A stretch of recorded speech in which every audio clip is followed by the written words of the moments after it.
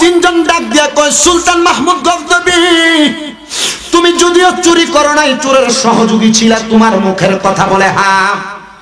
বলে তাইলে আমরা চুরি কইরা সুলতান মাহমুদ গজনবীর মতো বড় বাদশার কাছে ধরা খাইছি। তুমি ডাইনে তাকায় দেখো, কি জানি এটা দেখা যায়। সুলতান মাহমুদকে আমি ডাইনে তাকায় দেখলাম, কিছুই দেখা যায় না। আমি বামে তাকাইলাম, কিছুই দেখা যায় না। এবার যেই লোকটা হাসে উনি ডাক দিয়া কয়, সুলতান মাহমুদ গজনবী, তুমি না কইছো তুমি ডাইনে তাকাইলে জেল হাজত মাফ, তুমি বামে তাকাইলে মৃত্যুদণ্ড মাফ, তুমি তাকাইছো। এখন রাত্রে যেহেতু একসাথে চুরি করছি, তাহলে আমরারে তুমি একটু মায়া কইরা মাফ কইরা দাও না। সুলতান মাহমুদ গজনবী কয়, তোরার হেকমতের কাছে আমি পারি নাই, যারা মাফ কইরা দিলাম ওই সাইটটা চোর একসাথে কাঠ গড়ার মধ্যে আল্লাহর কুদরতি কদমে সেজদা দিয়া ডাক দিয়া কই, মনিব, কত বাড়িতে চুরি করলাম, মানুষ আমরারে মারছে, আঘাত করছে, কিন্তু তোমার বান্দা সুলতান মাহমুদ গজনবী তাহাজ্জুদের নামাজ পড়তে উঠছে, তোমার বান্দা হইয়া তার ভিতরে যদি এত দয়া থাকতে পারে গো, তাইলে তুমি মাওলার কাছে কত দয়া। এত জীবন চুরি করছি, তুমি যদি আমারে মাফ না করো, কেউ আমারে মাফ করবে না। তোমার বান্দা সাময়িক সময় আমাদের সাথে রাত্রে থাকার কারণে দয়া কইরা মাফ কইরা দিছে। আল্লাহ সারা জীবন যদি তোমার পথমতে থাকতাম, 5 ওয়াক্ত নামাজে তোমারে সেজদা দিতাম, আমি চুরি করা লাগতো না, এর চাইতে বেশি সম্পদ তুমি আমারে দান করতা। আমার আল্লাহর পক্ষ থেকে গায়বী ভাবে আওয়াজ আসে, রে সুলতান মাহমুদ, আমার আল্লাহ তাআলা তাদেরকে কবুল করে নিছে। যারে সুলতান মাহমুদ, তুমি তোমার রাজপ্রাসাদের প্রহরীর দায়িত্ব তারারে দিয়া দাও। প্রহরীর দায়িত্ব পাইছে, কিন্তু কয়েকদিন পরে ওই 4 জন প্রহরী এমন ভাবে আল্লাহর ইবাদত করে, সুলতান মাহমুদ গজনবী কয়, আমি ঘুমানোর পরে রাতে আমার ঘুম হয় না, ফজরের সময় যখন আমার চোখটা লাগছে, আমি স্বপ্ন দেখছি। আমার আল্লাহর পক্ষ থেকে কয়, সুলতান মাহমুদ রে, কেমনে রে তুমি 4 জন আল্লাহর ওলি রে তোমার বাড়িতে দারোয়ানির চাকরি করাও? বলে কোন 4 জন? বলে যে 4 জন রে সুর বলে সাব্যস্ত করছো, এরা এমন ইবাদত করছে, এরা এখন আল্লাহর ওলি হইয়া গেছে। আজরাইল, আজরাইল আসার আগে আল্লাহ তাআলা একজন ফেরেশতা পাঠায়, 2 জন ফেরেশতা পাঠায়। ওই 2 জন ফেরেশতার রং, চোখের রং হলো নীল কালারের। ওই 2 জন ফেরেশতা হলো আযাবের ফেরেশতা। আমি বলতেছি বেঈমানের কাছে, আমি বলতেছি বেআমলের কাছে, আমি বলতেছি সুদখোরের কাছে, আমি বলতেছি ঘুষখোরের কাছে, আমি বলতেছি হারামখোরের কাছে, আমি বলতেছি গালিগালাজ করনেওয়ালার কাছে, আমি বলতেছি দুনিয়ার জমিনে বদকাজ করনেওয়ালার কাছে। একটু মনোযোগ দিয়ে শুনবেন। আজরাইল আসার আগে আল্লাহ তাআলা 2 জন ফেরেশতা পাঠায়। ওই ফেরেশতার চেহারা বড় মারাত্মক ভয়ঙ্কর চেহারা। আমার ইমাম সাহেব কইয়া দিছে, হুজুর কবর হাসরের ওয়াজ করাবেন, আমি চেষ্টা করব আপনাদেরকে স্মরণ করানোর জন্য। অন্য বক্তারা যেমনে করে আমি হয়তো তেমনে পারবো না, আমি মূর্খ মানুষ, আমার অল্প জবান দিয়ে বোঝানোর চেষ্টা করব। এ মুসলমান, ওই 2 জন ফেরেশতার চোখ হলো নীল রঙের, ফেরেশতাদেরকে দেখতে বড় ভয়ঙ্কর লাগে। এবার ওই বান্দাটা ওই নীল চোখওয়ালা ফেরেশতাদেরকে দেখা ভয়ে বিছানার মধ্যে প্রস্রাব পায়খানা করে দিবে। হায়রে আমার বাবা, হায়রে আমার পর্দার অন্তরালের মা। এবার ওই 2 ফেরেশতা সামনে থেকে দাঁড়ায় যাবে ডানে এবং বামে। এবার আজরাইল ফেরেশতা আসবে বান্দার সামনে। আজরাইল ফেরেশতা আইসা বান্দার রূহ কবজ করার জন্য কথা বলতে থাকবে। এবার বান্দা তার জবান দিয়ে কথা বলার চেষ্টা করবে। বান্দা বলবে, আজরাইল আমি এখনো কবরের কোনো সামান রেডি করতে পারি নাই, শ্বশুর বাড়িতে যাইতে মিষ্টি নিয়ে যাও, ফল নিয়ে যাও, কবরে যে যাইবা কবরের তো কিছু সামানের দরকার আছে। কথা কয় না, আছে না নাই? এ বাবা, সন্ধ্যা রাত থেকে এখন পর্যন্ত 11:20 পর্যন্ত বয়ান হয়েছে, অনেক উড়াদুরা বয়ান, অনেক উলামায়ে কেরাম বয়ান করেছে, তাদের সূক্ষ্ম জ্ঞান দ্বারা আপনাদেরকে বোঝা গেছে। আমি মূর্খ মানুষ, 2-1টা কথা বলি, ভালো লাগলে মানবেন, না লাগলে বর্জন করবেন, সন্তান হিসেবে ক্ষমা সুন্দর দৃষ্টিতে দেখবেন। ওই আজরাইলের সঙ্গে কথা বলার সময় বান্দার 2 চোয়ালের মাঝখানে জিহ্বাটা আটকে যাবে। এবার বান্দার জিহ্বায় কামড় পড়ে যাবে। বান্দা এবার চোখ দিয়ে আজরাইলের সঙ্গে কথা বলার চেষ্টা করবে, কিন্তু বান্দা পারবে না। আজরাইলের চেহারা বড় ভয়ঙ্কর। ওই চেহারা দেখা বান্দার চোখগুলা কপালে উঠে যাবে, মানে কপাল দেখবে বান্দার চোখ দিয়া। এখন তো আপনি চোখ দিয়া কপাল দেখেন না, বান্দার চোখের মনিটা উল্টে যাবে। এবার বান্দার সামনে আজরাইল আইসা বান্দার বুকের মধ্যে হাতটা দিবে। এই বর্ণনাটা আমার নবী দেয়। বান্দার বুকের মধ্যে যখন আজরাইলে হাতটা দিবে, আমি নবীর উপরে যখন হাতটা দিছে, আমার কাছে মনে হইছে রে সমস্ত পৃথিবীর বড় বড় পাহাড়গুলো আমি নবীর নবীর বুক মুবারকের মধ্যে উঠে দিছে। আমি নবী বলছি আজরাইল, আমি নবীর বুকের মধ্যে হাতটা শুধু রাখছো, রুহু তো কবজ করো নাই। আমি নবীরে যেমন ভাবে রুহু নিয়ে যাও এমন ভাবে কি রুহু নিয়ে যাইবা? নবী গো না না না, এমন কষ্ট বেঈমানদেরকে, এমন কষ্ট বেআমলদেরকে আগে যাদের নামগুলা বলছি তাদেরকে দেওয়া হবে। এবার আমার নবী কই আজরাইলে বুকটা বুকে রাখার পরে ওই বান্দার ঘাড়ের শাহরগ গুলা ঠাস ঠাস করে ছিঁড়ে যাবে, হাতের নখ গুলা ছিঁড়ে যাবে, পায়ের নখ গুলা ছিঁড়ে যাবে, পুরা শরীর টান হয়ে যাবে রে, শক্ত হয়ে যাবে। বান্দার দেহ থেকে রূহটা নেওয়া হবে।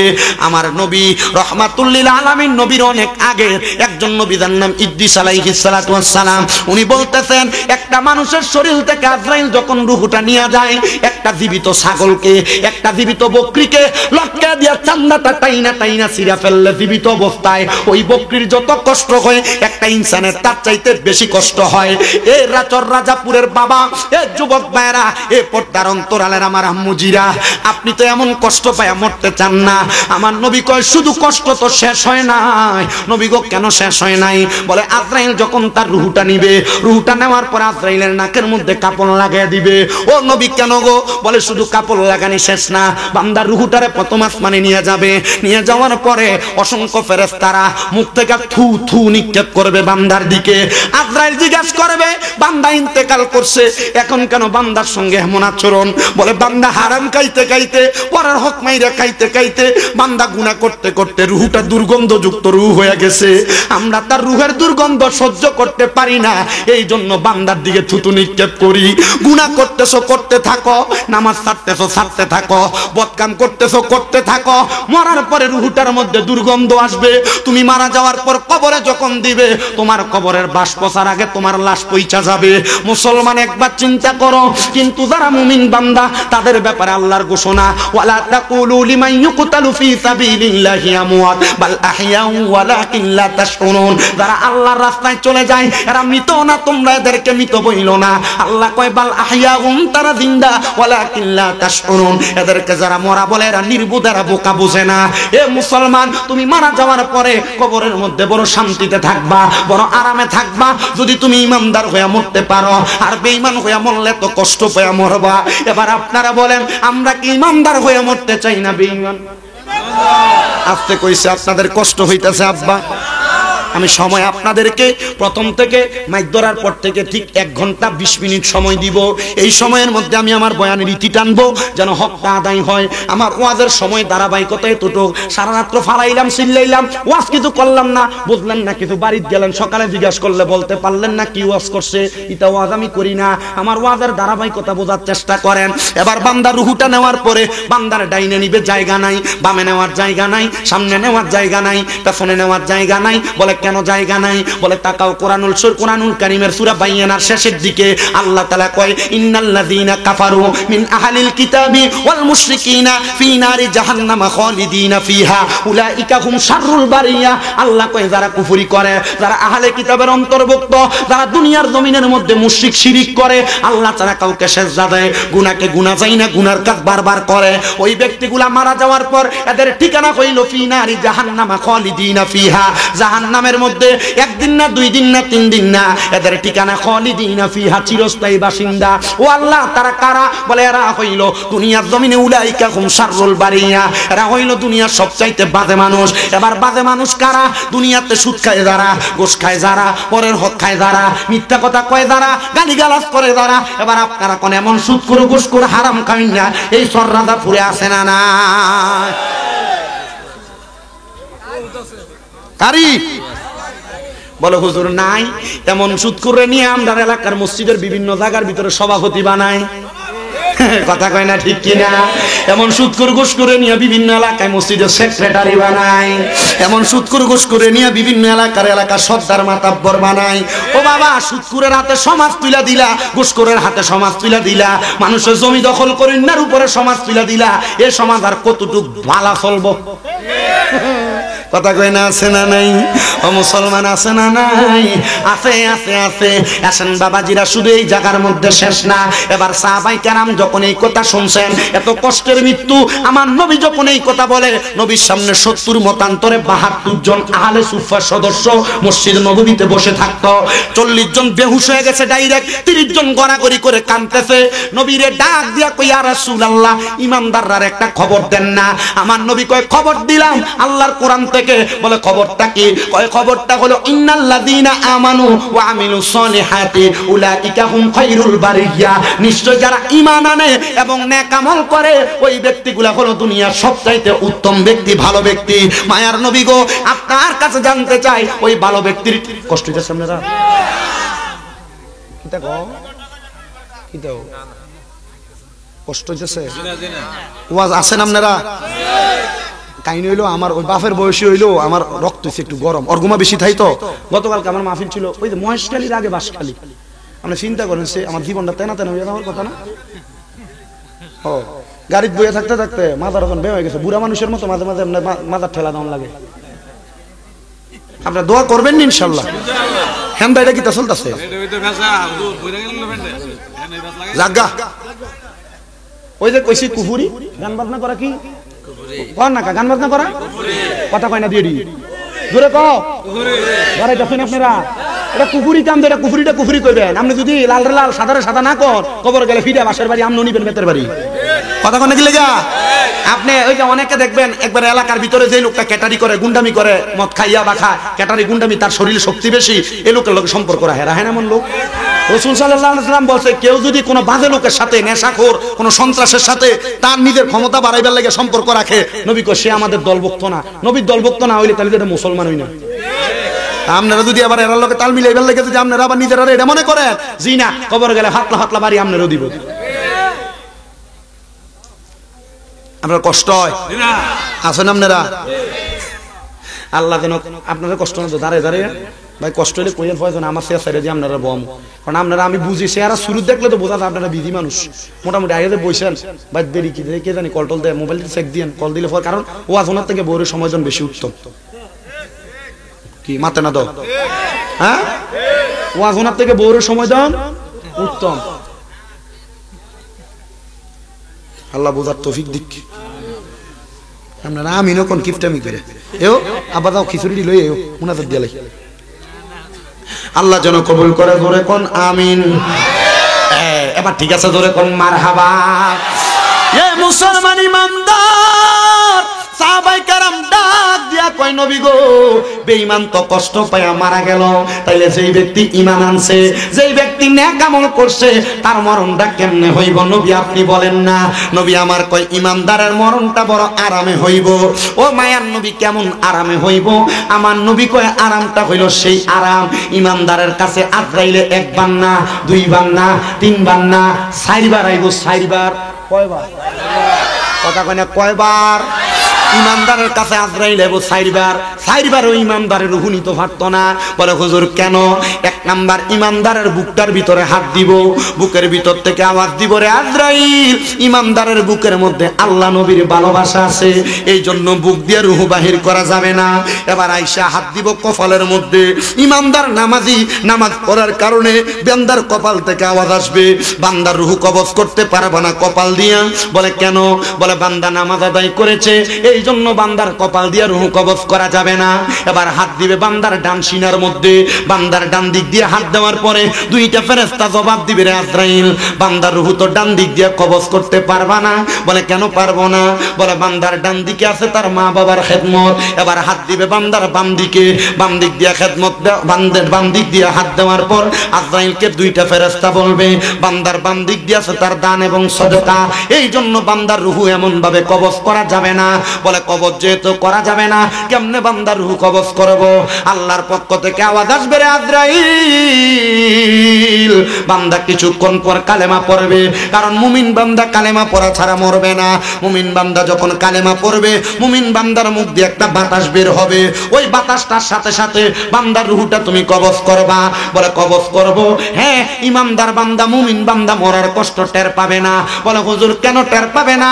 আরে ছোট্ট একটা বাচ্চা দুধের জন্য কান্না করলে মা যেমন ভাবে মাথায় হাত বুলিয়ে দিলে ছোট্ট বাচ্চা ঘুমায় যায়, ইমানদার বান্দার রূহ নিবে, ইমানদার বান্দা টের পাবে না। এ মুসলমান, হে নবীর উম্মতের দলেরা, আশিকে রাসূল ভাই বাবারা, এবার ইমানদারের রূহ কবজ করার পর ইমানদারের রূহ বলবে, রে আজরাইল, তুমি আমার এত আস্তে আস্তে কেন নিয়ে যাও? আরো তাড়াতাড়ি নিয়ে যাও না। তুমি যদি জানতা আমার আল্লাহ তাআলা আমার জন্য কত বড় নিয়ামত রেডি করে রাখছে, তাইলে তুমি আমার এত আস্তে আস্তে নিয়ে যাইতা না, আরো তাড়াতাড়ি নিয়ে যাইতা। এ মুসলমান ইমানদারের দলেরা, এই নবীর উম্মতের দলেরা, চল রাজাপুরের বাবারা, এবার যখন ইমানদার বান্দার রূহটা কবজ করার পরে আজরাইলে নিয়ে যাবে, বেঈমানের রূহ নেওয়ার সময় নাকে কাপড় দিছে, ইমানদারের রূহ নেওয়ার সময় নাকে কোনো কাপড় নাই। রহমতের ফেরেশতা প্রথম আসমানে দাঁড়ায়া আহলান ওয়া সাহালান মারহাবান মারহাবান দুয়ুফুল্লাহ দুয়ুফুর রহমান, আল্লাহর মেহমান বলে বলে ইমানদাররে স্বাগতম জানায়। হায়রে মনিব মাওলা, আমার এমনি স্বাগতম জানাইবনি, বলে শুধু স্বাগতম না, কবরের মধ্যে যাওয়ার পরে বান্দার নুরানি চেহারার কারণে, ওই যে বলছিলাম সওয়ালের জবাবও দেওয়া লাগবে না, একমাত্র আপনার ইমানের দৌলতের কারণে, আমলের দৌলতের কারণে। এ বান্দা, এখনো পর্যন্ত কি গুনাহ করবা? এখনো পর্যন্ত কি গুনাহ ছাড়বা না? অনেকে মনে করে কত গুনাহ করছি, আল্লাহ আমারে মাফ করতো না। না রে না, আমার আল্লাহ শুধু মাফ করতো না, আমার আল্লাহ এমন মাফ করব, ওই ক্ষমা তুমি পাইলে দুনিয়া এবং আখিরাতের মায়ার কথা ভুইলা যাইবা। বলে হুজুর কেমনে বুঝবো? আল্লাহ তাআলার একজন বান্দা যার নাম হযরতে সুলতান মাহমুদ গজনবী রহমাতুল্লাহ আলাইহি, ওনার নাম আপনারা এর আগে কয়জন শুনেছেন আমি জানি না। ভারত উপমহাদেশের ঘটনা পড়লে সুলতান মাহমুদ গজনবীর 7 খণ্ডের একটা কিতাব পাওয়া যায়। ওই কিতাবটা পড়লে তাসাউফ তত্ত্বের মূল পড়াগুলা পাইবেন। তাসাউফের নাম দিয়ে যারা ভণ্ডামি করে, তাসাউফের নাম দিয়ে যারা বেদিবাদ্য করে, তাসাউফের নাম দিয়ে মাজারে সেজদা দেয়, তাসাউফের নাম দিয়ে মহিলা এবং পুরুষ একসাথে নিয়ে বইয়া থাকে, কষ্ট হইতাছে আপনারা? আরে বাবা, কোরআন হাদিস এদেরকে সমর্থন করে না। তাসাউফের অর্থ শুধু বেড়া বেড়ি এক লগে বন না, তাসাউফের অর্থ শুধু বেরিয়ে দিয়া গান করা না, তাসাউফের অর্থ বাউল গান করার না। তাসাউফের মানে হইল মাওলার প্রেমে ডুব দিয়া মাওলার দিদারে যাওয়া। এই তাসাউফ এখন বর্তমানে নাই। এই বর্তমান জামানায় কয়েক জায়গায় হয়তো পাওয়া যায়, কিন্তু সব জায়গায় পাওয়া যায় না। বর্তমানে তাসাউফের নামে বিভিন্ন জায়গায় ভণ্ডামি চলে। ও বাবা, ভণ্ডামির পক্ষে আমরা না, আমরা সুন্নি, আমরা মাজারের পক্ষে, কিন্তু ভণ্ডামির পক্ষে না। কথা ক্লিয়ার? কথা ক্লিয়ার?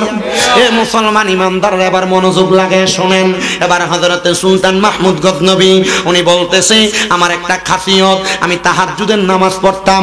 এ বাবা, দুনিয়ার জমিনে যত বড় বড় আল্লাহর ওলি দেখেন, একজন ওলিও নাই যে তার জীবনে তারা তাহাজ্জুদ পড়ে নাই। একটা কিতাব আল্লামা ফরিদউদ্দিন আত্তার রহমাতুল্লাহ আলাইহি লিখিত কিতাব, নাম হলো আত-তাযকিরাতুল আউলিয়া। ওই কিতাবের মধ্যে 177 জন ওলামা ওলির জীবনী আছে। ওই জীবনীর মধ্যে পড়ে দেখলাম প্রত্যেকটা আল্লাহর ওলি আল্লাহ তাআলার কাছে তাহাজ্জুদ নামাজ পড়ছে। বলে হুজুর তাহাজ্জুদের আবার পরে কোন সময়? এ বাবা, ফজর, যোহর, আসর, মাগরিব, এশা নামাজ কি শুধু 5 ওয়াক্ত?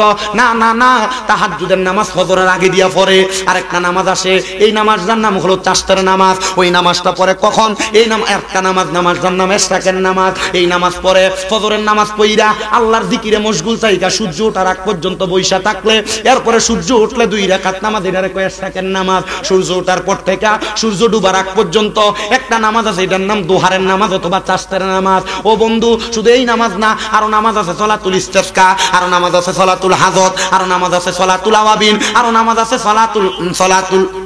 সলাতুল খায়ের, আর নামাজ আছে সলাতুত তাসবিহ। এমন অনেক নফল ইবাদত আছে যেই নফল ইবাদতের কারণে আল্লাহ আপনার পূর্বের সব গুনাহ মাফ করে দিবে। কিন্তু বলে হুজুর 5 ওয়াক্তের খবরই নাই, হুজুর নফল ইবাদতগুলা কেমনে করব? না রে বাবা না, আপনি আল্লাহ তাআলার প্রিয় হওয়ার জন্য এই ইবাদতগুলা করার দরকার। হাইরে মুসলমান ইমানদারের দল, নবীর উম্মতের দলেরা, আশিকে রাসূল ভাই বাবারা, একটু অন্তরের কানটা লাগায় বয়ানটা শ্রবণ করার চেষ্টা করেন। এবার আল্লাহর বান্দাটা ডাক দিয়ে, আমি তাহাজ্জুদ নামাজ পড়তে বাইর হইলাম। আমি বাইর হইয়া দেখলাম আমার থেকে অল্প কিছুক্ষণ দূরে 4 জন লোক হাইটা যায়। আমি মনে মনে চিন্তা করলাম, হাইরে 4 জন লোক যে হাইটা যায়, এরাও মনে আমার মতো তাহাজ্জুদ পড়ে। কিন্তু ওই 4 জন লোক হইল চোর।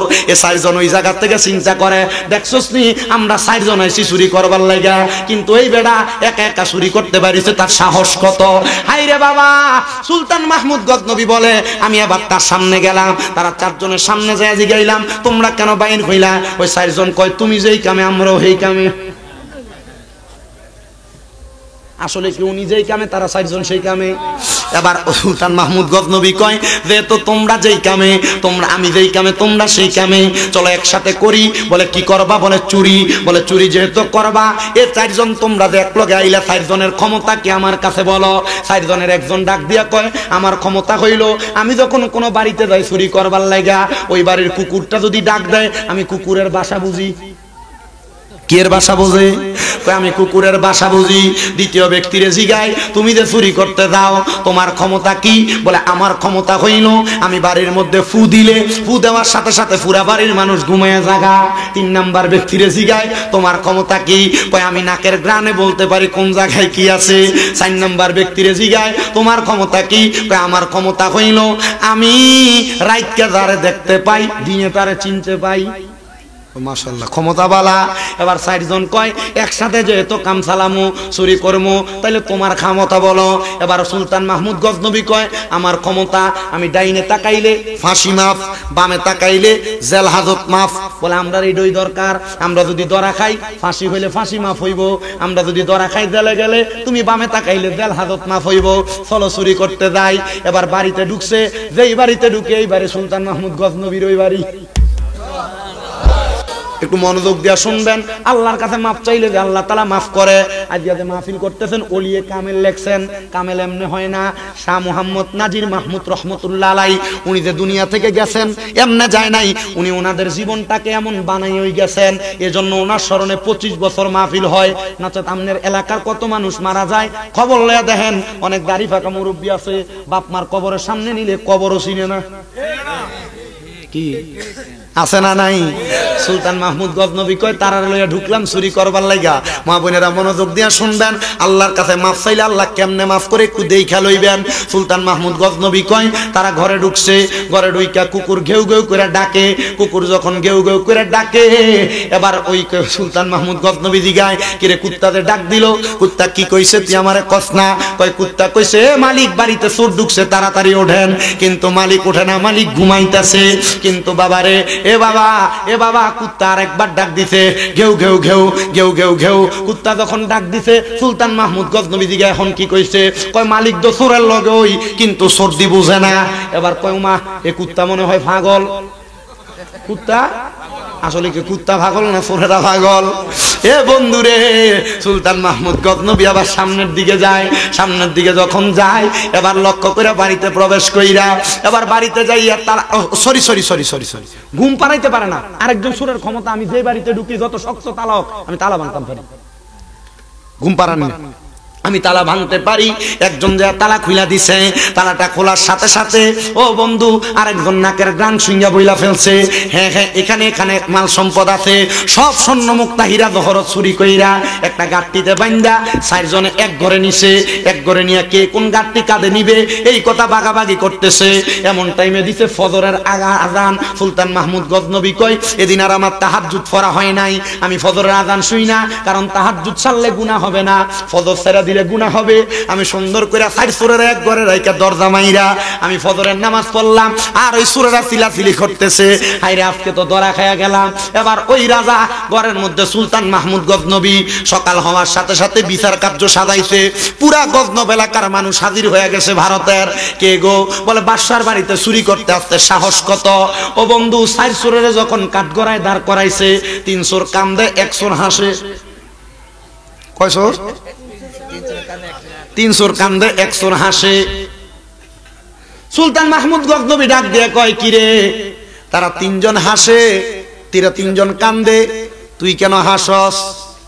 কয় রাজা ও সুলতান মাহমুদ গজনবী আমি না কালকে কইছিলাম আমি রাইতে তারে দেহি দিনে তারে চিনি, আপনি কেমনে বেমানিটা করলেন?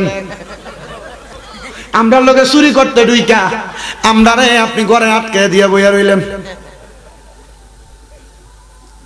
ওই লোকটা বড় চালাক। ওই 3 জন ডাক দিয়া কয় সুলতান মাহমুদ গজনবী তুমি যদিও চুরি করো নাই চোরের সহযোগী ছিলা, তোমার মুখের কথা বলে হ্যাঁ। বলে তাইলে আমরা চুরি কইরা সুলতান মাহমুদ গজনবীর মতো বড় বাদশার কাছে ধরা খাইছি। তুমি ডাইনে তাকায় দেখো কি জানি এটা দেখা যায়। সুলতান মাহমুদকে আমি ডাইনে তাকায় দেখলাম কিছুই দেখা যায় না, আমি বামে তাকাইলাম কিছুই দেখা যায় না। এবার যেই লোকটা হাসে উনি ডাক দিয়া কয়, সুলতান মাহমুদ গজনবী, তুমি না কইছো তুমি ডাইনে তাকাইলে জেল হাজত মাফ, তুমি বামে তাকাইলে মৃত্যুদণ্ড মাফ, তুমি তাকাইছো এখন রাত্রে যেহেতু একসাথে চুরি করছি তাহলে আমরারে তুমি একটু মায়া কইরা মাফ কইরা দাও না। সুলতান মাহমুদ গজনবী কয়, তোরার হিকমতের কাছে আমি পারি নাই, যারা মাফ কইরা দিলাম ওই সাইটটা চোর একসাথে কাঠগড়ার মধ্যে আল্লাহর কুদরতি কদমে সেজদা দিয়া ডাক দিয়া কই, মনিব কত বাড়িতে চুরি করলাম, মানুষ আমরারে মারছে আঘাত করছে, কিন্তু তোমার বান্দা সুলতান মাহমুদ গজনবী তাহাজ্জুদের নামাজ পড়তে উঠছে, তোমার বান্দা হইয়া তার ভিতরে যদি এত দয়া থাকতে পারে গো, তাইলে তুমি মাওলার কাছে কত দয়া। এত জীবন চুরি করছি, তুমি যদি আমারে মাফ না করো কেউ আমারে মাফ করবে না। তোমার বান্দা সাময়িক সময় আমাদের সাথে রাত্রে থাকার কারণে দয়া কইরা মাফ কইরা দিছে। আল্লাহ সারা জীবন যদি তোমার পথ মতে থাকতাম, 5 ওয়াক্ত নামাজে তোমারে সেজদা দিতাম, আমি চুরি করা লাগতো না, এর চাইতে বেশি সম্পদ তুমি আমারে দান করতা। আমার আল্লাহর পক্ষ থেকে গায়েবী ভাবে আওয়াজ আসে, রে সুলতান মাহমুদ, আমার আল্লাহ তাআলা তাদেরকে কবুল করে নিছে।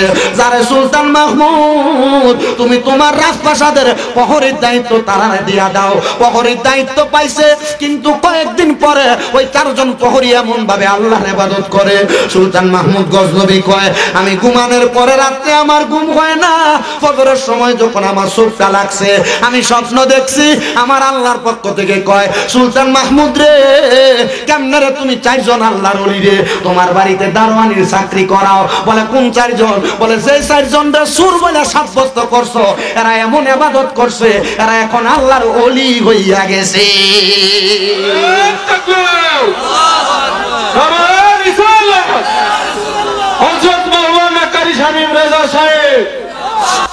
এ মুসলমান ইমানদারের দলেরা, আল্লাহর কাছে মাফ চাইলে মাফ পাইতে দেরি হয় না। আমার আল্লাহ আপনাকে মাফ করবে, আমাকে মাফ করবে, আমার আল্লাহ তাআলা আপনার আমার জীবনের গুনাহগুলো মাফ করবে। এই মাহফিল শেষ মাহফিল না, 25তম মাহফিল। আমার পূর্বের আলোচক আপনাদেরকে নিয়ে সুন্দর কথা বলেছে, সুন্দর বয়ান করেছে, কিন্তু আপনাদের কাছে দেখছি বড় কষ্ট করে চাইছে। আমি জানি না আপনাদের কাদের মা বাবা জানি আপনাদেরকে মানুষ করতে যাইয়া নামাজ ছাড়ছে, রোজা ছাড়ছে, হজ ছাড়ছে, যাকাত ছাড়ছে, ইবাদত ছাড়ছে, ওই মা বাবা কবরে কেমন আছে আপনি সন্তান জানেন না। আইরে আমার পর্দার অন্তরালের মা বোনেরা, তোমার মা বাবা বড় কষ্ট করে তোমারে মানুষ করে দিয়ে অন্ধকার কবরে চলে গেছে। ও আল্লাহ, আজকের মাহফিলের উসিলায় তুমি তাদেরকে মাফ করবা কিনা জানি না। সন্তানের দল এমন মা বাপ যাদেরকে মানুষ করে, অনেক সন্তান আছে মা বাপরে ভাত দেয় না, অনেক সন্তান আছে বউ কথায় কথায় কইছে তুমি তোমার মা বাপরে একা খাওয়াও কেন, তোমরা 3-4 ভাই সবাই মিলা খাওয়াইতে পারো না। এই কথা শুই না মা বাপরে তুমি ভাত দিছো না, মা বাপরে আলাদা করে দিছো, 7টা মা বাপ ঘুরা ঘুরা ভাত খাইছে। সন্তান তোমাদের কাছে আমি আবদার জানাই, ও সন্তানের দলেরা, কেউ যদি মা বাপরে জুদা করে থাকো, আলাদা করে থাকো, দাও তোমার পাও আমার সামনে দাও, আমি আমার জিহ্বা লাগায়া তোমার পাও পরিষ্কার করে দিব। ওয়াদা করবা এখান থেকে বাড়িতে যাইয়া আম্মা আব্বার পা ধরে ধরে মাপ চাইবা। যতক্ষণ পর্যন্ত মা বাপ মুখ দিয়ে বলছে মাফ করে দিছি, ততক্ষণ পর্যন্ত মা বাবার পাও ছাড়বা না। আম্মা আব্বা মাফ না করলে দুনিয়ার কেউ তোমারে মাফ করবে না, তো করবে না, স্বয়ং আল্লাহ তোমারে মাফ করবে না। বলে হুজুর কেন আল্লাহ কেন মাফ করবে না? এই আব্বুজিরা, আমার আল্লাহ তাআলা কেন মাফ করবে না জানুনি? কারণ আমার আল্লাহ তাআলা নবীর মাধ্যমে জানাইয়া দেয়, সাকাতুর রাব্বি ফি সাকাতিল ওয়ালিদাইন, আম্মা আব্বার অসন্তুষ্টিতে আমার আল্লাহ অসন্তুষ্টি হয়ে যায়। আম্মা আব্বারে কষ্ট দিয়া বাত না দিয়া তুমি দুনিয়াতে মাহফিল করবা, লাখ টাকা কামাই করবা, মনে রাখবা দুনিয়ার জমিন থেকে কবরে গেলে শান্তি পাইবা না। সন্তান এ চর রাজাপুরের বাবারা, এখান থেকে বাড়িতে যাইয়া আম্মা আব্বার পাগুলার মধ্যে ধরে মাফ চাইবা। যতক্ষণ পর্যন্ত মা বাপ মুখ দিয়ে বলছে মাফ করে দিছি, ততক্ষণ পর্যন্ত পাও ছাড়বে না। আমি জানি না আজকের মাহফিল কবুল হবে কিনা, তবে একটা গ্যারান্টি দেওয়া যায়, আগামীকালকে যদি দেখো এলাকার কোনো মুরব্বী বাবারা চা দোকানে বৈশা বলতেছে, হ্যাঁ শামীম বেদার ওয়াজ শুই না, আমার ফুতে রাত্রবেলা আমি আব্বার পায়ে ধরে মাফ চাইছে, মনে করবা মাহফিল কবুল হয়ে গেছে। অনেকে অনেকে চিন্তা করে হুজুর দুই ঈদের সময় মা বাবার পাঁচ দিয়া সালামত্য করি না, আমি আবার মাপ চামু কেমনে?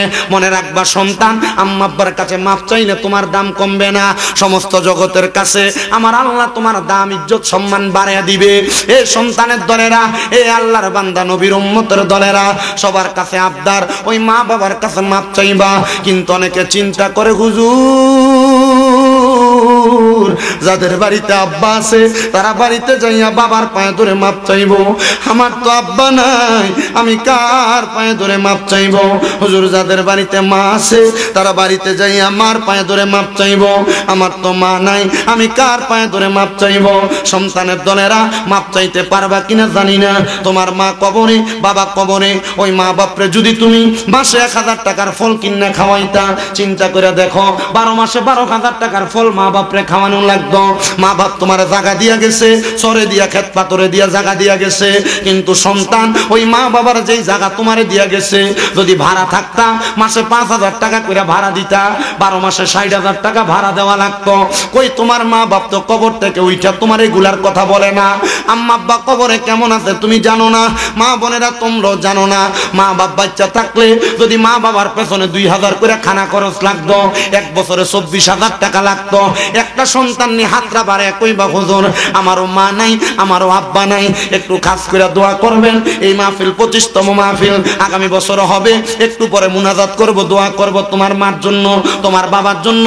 হুজুর মা বাপ বাচ্চা থাকলে মা বাপরে খাওয়াইতাম, এই মাহফিলের তাবারুকের জন্য আগামী বছর একটা বস্তা চাউল দিবা।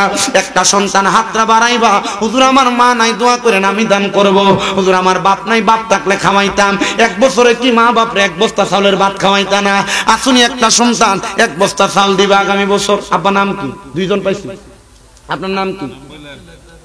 হ্যাঁ কত? এটার নাম, এটার নাম শামসুল হক বেয়ারি। মারহাবা।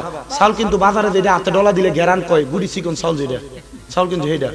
হ্যাঁ আল্লাহ লানাকুনান্না মিনাল খাসিরিন। या इलाही रहम फरमा मुस्तफा की वास्ते, खोले दे दरवाजा रहमत गदा की वास्ते। रहमतुल लिल आलमीन खत्म रसूल जाने जगह, अहमद हामिद मोहम्मद मुस्तफा की वास्ते। মাবুদ মাওলা রে, মায়ার নজর করে তাকিয়ে দেখেন কুমিল্লা জেলার অন্তর্গত তিতাস থানাধীন করিকান্দি চর রাজাপুর ফকির বাড়ি দরবার শরীফে ওলিয়ে কামেল শাহ মোহাম্মদ নাজির মাহমুদ রহমতুল্লাহ আলাইহির স্মরণে চর রাজাপুর গ্রামবাসীর উদ্যোগে 25তম বার্ষিক ইসলামী সুন্নি মহাসম্মেলন সাজাইয়া এ এলাকার দাড়িপাকা মুরব্বী বাবারা, ওলামায়ে কেরাম, দাড়িপাকা মুরব্বী বাবা, যুবক নওজোয়ান ভাইয়েরা, ছোট্ট ছোট্ট মাসুম বাচ্চারা, পর্দার অন্তরালের কত মা বোনেরা মুনাজাতের মধ্যে দোয়া চাই। আল্লাহ প্রত্যেকের খাস দোয়াগুলো কবুল ও মঞ্জুর করে নাও রব্বুল আলামিন। আল্লাহ মায়ার নজর করে তাকিয়ে দেখেন গো আল্লাহ, আমরা গুনাহগাররা হাত বাড়াইলাম। আজকের মুনাজাতের মধ্যে কে জানি আছে, কার জানি জগতের মধ্যে বাবা নাই। যেই বাবা মাথার গাম পায়ে ফালাইয়া রক্তরে পানি বানায়া সন্তানকে মানুষের মতো মানুষ করেছে, এমন আব্বা যাদের কবরে, আব্বার কবর জান্নাতের বাগান বানায়া দাও। বিশেষ করে সজিদ মিয়ার আব্বা জান দুনিয়া থেকে বিদায় হয়েছে 4 দিন হয়ে যায়, ওনার আব্বার কবরটাকে নাজাতের ফয়সালা করো। আমার ইয়াসিন হাবিব মোল্লা সাহেবের আব্বার জন্য দোয়া চাই। আল্লাহ তাদের মতো যারা বাবা খারা গো, প্রত্যেকের আব্বার কবর জান্নাতের বাগান বানায়া দাও। কে জানি হাত বাড়াইছে, কার জানি জগতের মধ্যে মা নাই। হায়রে মা, যে মারে মা কুয়া ডাকলে কলিজার আগুন পর্যন্ত ঠান্ডা হইয়া যায়, যে মায়ের দিকে নেক নজরে তাকাইলে কবুল হজের সওয়াব হইয়া যায়, এমন মা যাদের অন্ধকার কবরে আম্মার কবর জান্নাতের বাগান বানায়া দাও। অনেকে আছে মাও নাই, বাবাও নাই, জনমের মতো এতিম। আল্লাহ তাদের মা বাবা দুইজনের কবর নাজাতের ফয়সালা করে দাও। যাদের মা বাবা বেঁচে আছে গো, হায়াতে তৈয়বা নসিব করো। আম্মা আব্বা সুস্থ থাকলে শেফায়াতেলা কামেলা নসিব করে দাও। আল্লাহ বিশেষ করে এই মাহফিলের মধ্যে যারা টাকা দিয়া, পয়সা দিয়া, শ্রম দিয়া, বুদ্ধি দিয়া, পরামর্শ দিয়া, মাইক দিয়া, লাইট দিয়া, প্যান্ডেল দিয়া, মিডিয়ার ভাইয়েরা, সম্মানিত শ্রোতা মণ্ডলী, পুরুষেরা, পর্দার অন্তরালের মা বোনেরা, আল্লাহ তাদের সবাইকে তুমি কবুল মঞ্জুর করে নাও। অনেক প্রবাসী ভাইয়েরা বিদেশ থেকে দোয়া চায়, আল্লাহ আমার প্রবাসীদের দোয়া কবুল মঞ্জুর করো।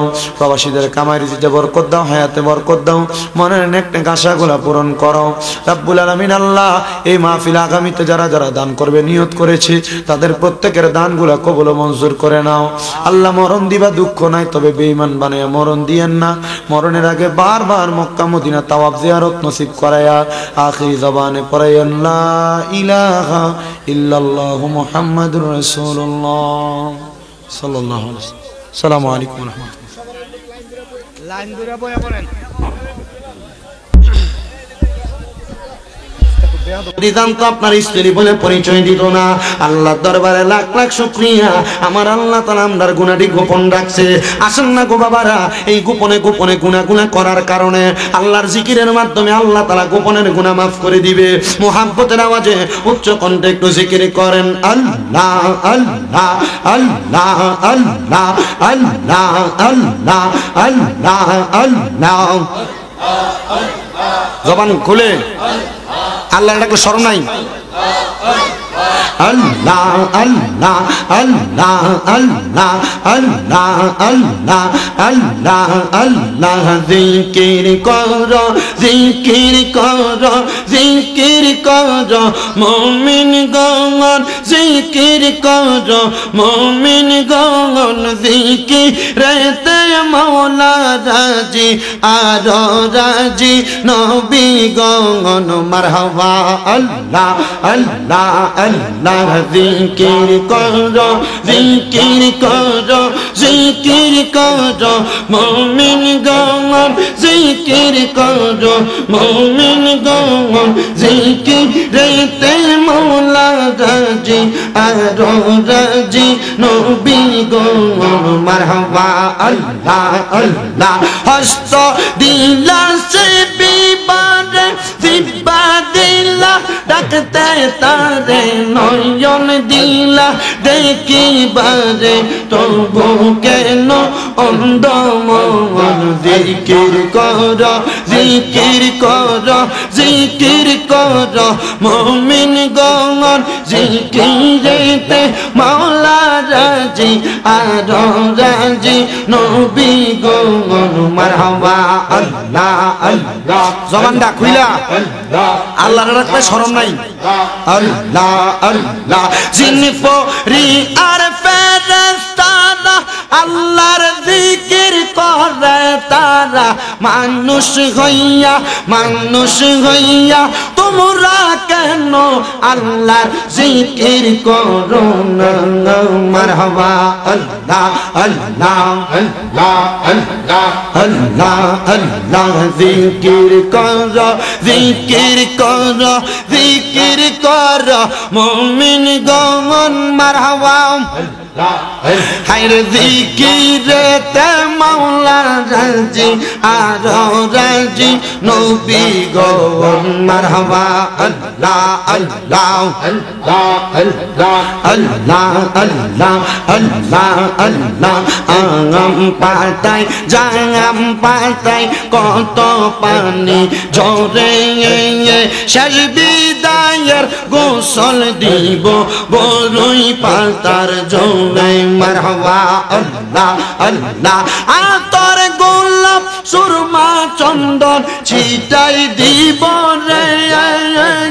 ও প্রাণের মুর্শিদ রে তুমি ধীরে ধীরে ফিরে ফিরে চাঙা আইয়ো রে মারহাবা আল্লাহ আল্লাহ আমার বিয়ার যাত্রী আমি সাইজনার দেখি আন্দার ঘরে নামাই দিয়া দিব আমায় ফাঁকি মারহাবা আল্লাহ আল্লাহ ওই কবরে মায়ার নবী আইব রে ও পানের মুর্শিদ রে তুমি ধীরে ধীরে ফিরে ফিরে চাঙা আইয়ো রে মারহাবা আল্লাহ আল্লাহ আল্লাহ আল্লাহ আল্লাহ আল্লাহ আল্লাহ আল্লাহ আল্লাহ আল্লাহ আল্লাহ